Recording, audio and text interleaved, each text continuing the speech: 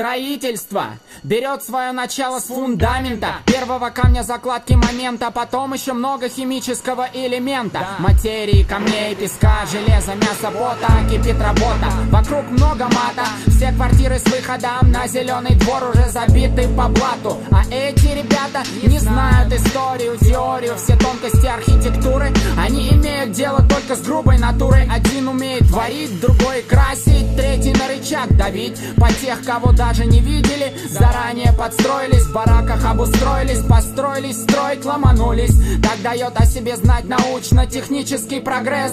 А руины близнецов были затоплены морем слез. Что ж ты хотел? Знание, наука, техника. Тебе ж сказали, Вавилон рухнул, а ты подумал, это сказка?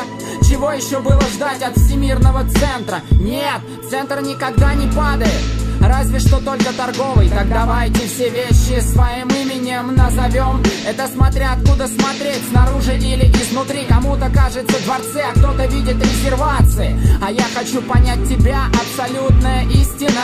Ведь нет ничего, что было бы от тебя отдельно. Но у каждого свой вид из окна, и у каждого свой потолок.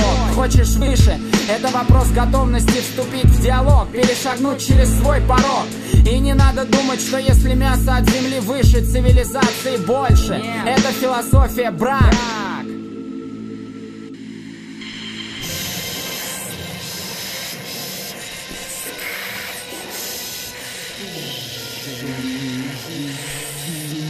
Циркуляция мысли рождает действие. Действие наполнено смыслом. Я говорю, и каждое слово камень в огромном здании с надписью «Знание» над распахнутыми дверями, откуда льется сияние.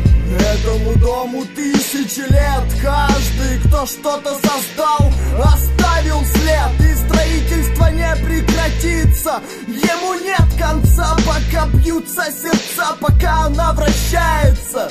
Это будет продолжаться.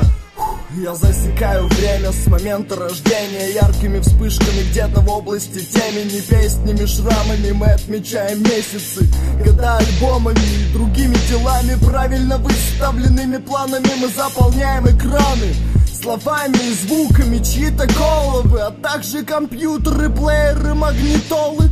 Наше личное дело становится общим, когда выходит на свет, и мы снова рождаемся там, где нас нет.